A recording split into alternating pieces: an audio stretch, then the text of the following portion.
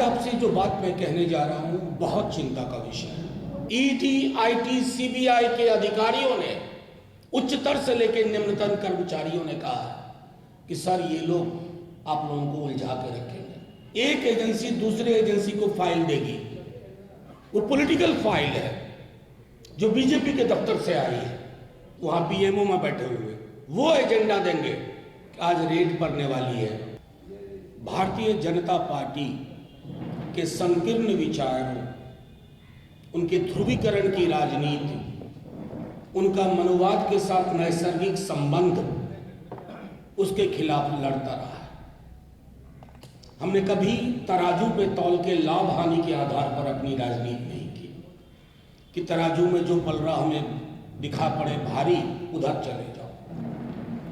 आज आपसे जो बात मैं कहने जा रहा हूं बहुत चिंता का विषय है। आज से लेकर 22 जनवरी के बीच में, और मैं पुख्ता जानकारी के आधार पर कह रहा हूं, आप इनकम टैक्स, सीबीआई, ईडी की अति सक्रियता देखेंगे। एक एजेंसी दूसरे एजेंसी को फाइल देगी, वो पॉलिटिकल फाइल है जो बीजेपी के दफ्तर से आई है।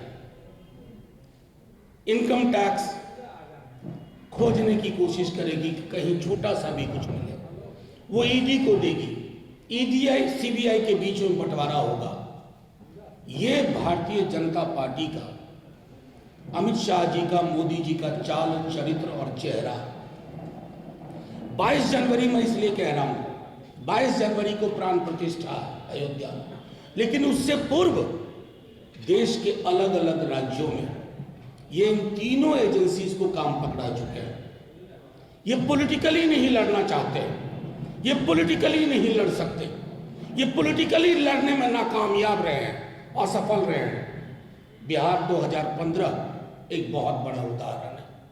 मैं सिर्फ आपके माध्यम से ये कहता हूं कि हमें पुख्ता जानकारी है कि बिहार, झारखंड, बंगाल, तमिलनाडु, महाराष्ट्र, दिल्ली, पंजाब और अन्य राज्य, निशाने पे कौन होंगे? तेजस्वी यादव। निशाने पे कौन होंगे? वहां बंगाल में ममता बनर्जी, अभिषेक बनर्जी। निशाने पे कौन होंगे? अरविंद केजरीवाल। निशाने पे कौन होंगे? इन सारे राज्यों में जो भी बीजेपी का विरोध कर रहे हैं वो निशाने पे होंगे। केस मुकदमे में मेरिट नहीं देखा जा रहा है। 4 महीने उलझाने की साजिश है, जनवरी से लेकर के अप्रैल के आखिरी हफ्ते तक 4 महीने। उसके बाद आपको कोई खबर नहीं मिलेगी कि फलाने मुकदमे का क्या हुआ, लेकिन इन 4 महीने आपको भी उलझा के रखा जाएगा। आपको एजेंडा आएगा, कोई जोशी साहब है वहां पीएमओ में बैठे हुए, वो एजेंडा देंगे कि आज रेड पड़ने वाली है, 48 घंटे यही खबर चलाओ।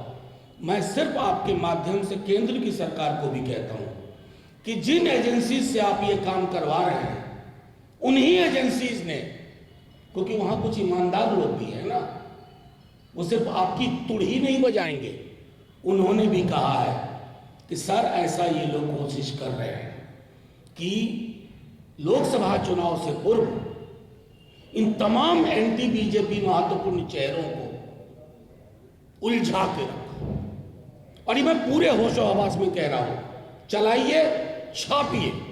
ईडी, आईटी, सीबीआई के अधिकारियों ने उच्चतर से लेकर निम्नतम कर्मचारियों ने कहा कि सर ये लोग आप लोगों को उलझा के रखेंगे तमाम राज्यों में। तो मैं आपके माध्यम से सिर्फ उसी सत्ता प्रतिष्ठान को ये कहना चाहता हूं कि डर और खौफ की राजनीति में हार आपकी ही होगी। कौन से राम मर्यादा पुरुषोत्तम की प्राण प्रतिष्ठा कर रहे हो? कभी पढ़ा भी है कि राम का चरित्र क्या था? फिर आपको शर्म आएगी, आप खुद प्राण प्रतिष्ठा समारोह में नहीं जाओगे। संकल्पना क्या है? राम राज्य में ये नहीं हुआ करता था। अब बात करते हो राम राज्य की, और दूसरी तरफ कभी हेमंत सोरेन को उठा लो, तेजस्वी यादव को उठा लो, केजरीवाल साहब को उठा लो, भगवंत मान को उठा लो, अभिषेक बनर्जी को उठा लो, तमाम दलों के जो लोग बोले उनको उठा लो क्यों? 4 महीने निकल जाने दो, चुनाव हो जाने दो।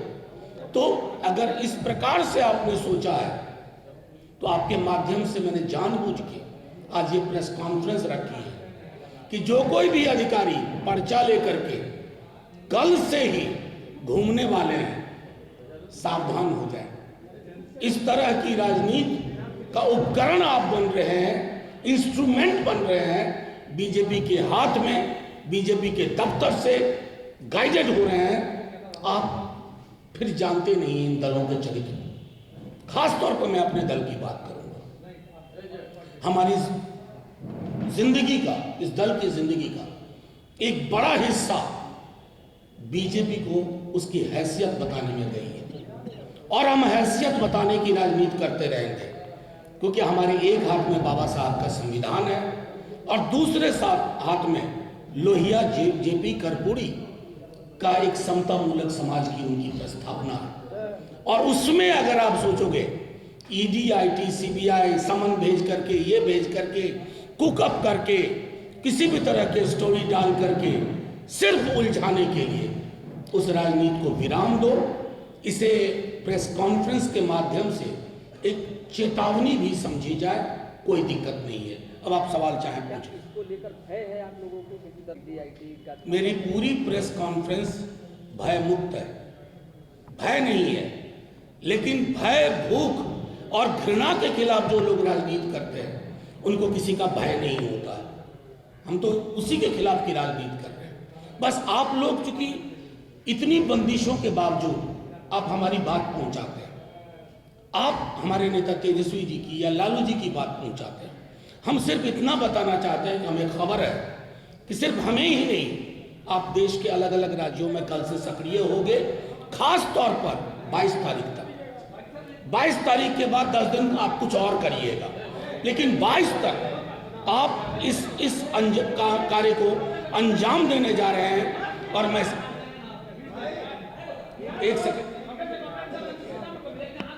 एक सेकेंड साथियों, नहीं, यहाँ कोई भय का माहौल नहीं है, फिर भी क्यों ऐसा?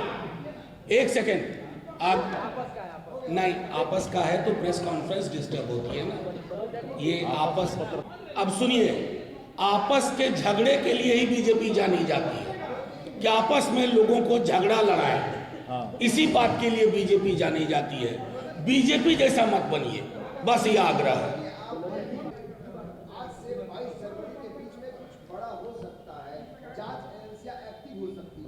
आपको क्या लगता है कि तेजस्वी यादव की तरफ अब वो कुछ तैयारी चल रही है, बड़ी तैयारी चल रही है? देखिए, एक बात तो मैं सीधे तौर पे कहूँ, सिर्फ बिहार में ही नहीं, अलग अलग राज्यों में, और चूंकि कई अधिकारी ईमानदार हैं, वो तैयार नहीं हो रहे हैं इसके लिए। उन्हें कहा जा रहा है कि समन भेजो, इसको उठाओ, उनको उलझाओ। और तेजस्वी यादव एक व्यक्ति के अलावा क्या है? सबसे बड़ी चीज है कि बीजेपी को ताकत का आभास है। बीजेपी को पता है कि बिहार में इस महागठबंधन के आगे उनकी स्मूथ फंक्शनिंग नहीं है। मतलब 3-4 से ऊपर उनका बेस्ट आंकड़ा नहीं जा रहा है। तो क्या करेंगे? तेजस्वी यादव जी को, लालू जी को, हमारे राष्ट्रीय अध्यक्ष जी को, उधर झारखंड में हेमंत जी को, दिल्ली पंजाब में केजरीवाल जी, भगवत मान जी को, स्टालिन साहब के मंत्रिमंडल के लोगों को। तो ये जो राजनीति है, उस राजनीति को आप कह रहे हैं एक्टिव, कल से हाइपर एक्टिव होंगे। एक्टिव के आगे हाइपर लगा लीजिए। परेशान है वो अधिकारी, लेकिन क्या करें, इशारा आ गया है। वो जो 2 सबसे बड़े नेता हैं सत्ता प्रतिष्ठान के, उन्होंने कहा कि ये पॉलिटिकल लड़ाई हम आपके कंधे पे बंदूक रख करके ही लड़ेंगे।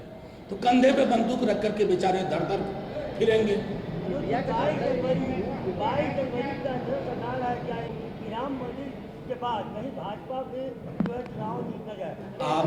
आपके सवाल में से मुझे इत्तेफाक ही नहीं है।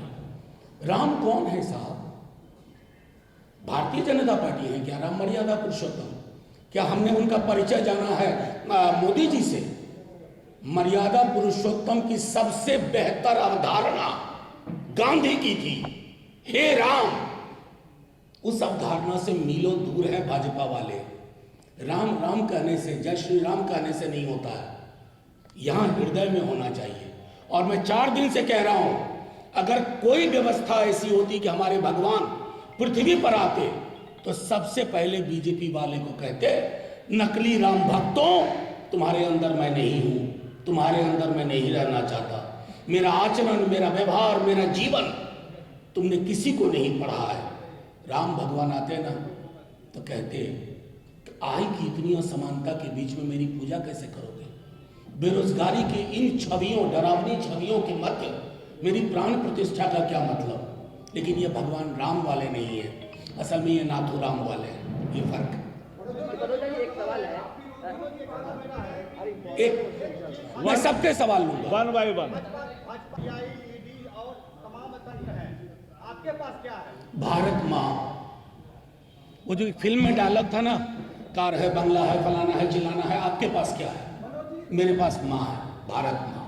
मनोज जी, आपने कहा कि मोदी विरोधियों पर बीजेपी केंद्रीय एजेंसियों के जरिए कार्रवाई करेगी या करवाएगी, ये आपका आरोप है, आपके पास फीडबैक है। तो मोदी विरोधी के रूप में बिहार के मुख्यमंत्री नीतीश कुमार भी है, क्या लगता है नीतीश कुमार पर भी कार्रवाई होगी? देखिए, मैं आपको एक बड़ा कैनवस आपको दे दिया, हर किसी पे होगी, हर किसी को, क्योंकि ये पुलिस स्टेट बना चुके हैं इस देश को। ये डेमोक्रेटिक देश को न रहने नहीं देना चाहते।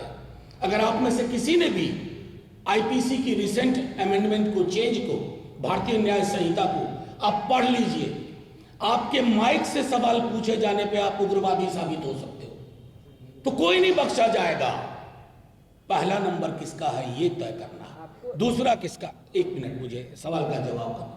तो मैं समझता हूं जद में तो सब आएंगे, पहले किसका घर जलाने की कोशिश होगी। लेकिन हाँ, हिंदुस्तान की जनता ने जब जब अत्याचार की अति हुई है ना, उस सुल्तान को जमीन पे बिठा दिया है। मनोज जी, आपको ऐसा लगता है कि तेजस्वी यादव से दबाव बना के नीतीश कुमार को अपने पाले में भाजपा करना चाहेगी, क्योंकि नीतीश कुमार भी नाराज चलने की चर्चा चल? देखिए, आपके सवाल में चर्चा चली होगा, ये हेतु मतभूत वाली बातें हैं। हम अभी साक्ष्य और सबूत पे बात कर रहे हैं, कहीं कोई दुराव नहीं है, कोई दबाव नहीं है। अरे ये महागठबंधन ही दबाव के बीच से उत्पन्न हुआ है। इसकी जमीन में नए सवालों के लिए कोई जगह नहीं। नीतीश कुमार को संयोजक बनाने की बात सामने आ रही है। कल कहा जा रहा है कि एक ये मेरा मानना है कि जैसे आपने सुना है ना, वैसे ही ये खबरें चल रही हैं। जब तक कुछ पुख्ता ना हो तब तक कोई बात मैं समझता हूँ बनती नहीं है। मनोज जी, मंदिर को लेके आपके विधायक हैं जिन्होंने सवाल हाँ, उसमें ये है कि आप लोग कह रहे हैं कि मंदिर जाते हैं तो अंधविश्वास पैदा होता है। तो कुछ दिन पहले तेजस्वी यादव और लालू प्रसाद यादव सब गए थे तिरुपति बालाजी, तो क्या वो भी अंधविश्वास पैदा? अच्छा, एक बात तो जान लीजिए, आपको पता है सावित्री बाई फुले कौन थी? ये कथन किनका है? सावित्री बाई फुले का है। अब उनको लाके सूली पे टांग देंगे हम इस देश में? क्या बना रहे हैं इस देश को हम?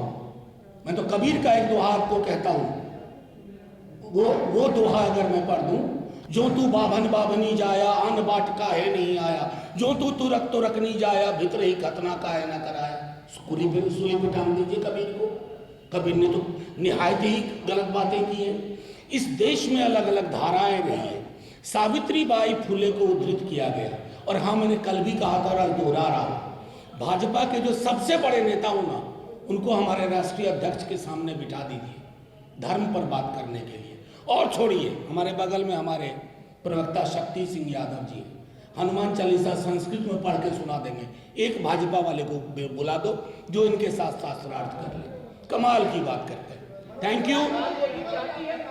संयोजक बने? बिल्कुल, क्यों नहीं चाहेगी? और आज पहली बार ये कह रहे हैं हम लगातार ये बात कह रहे हैं। थैंक यू, शुक्रिया।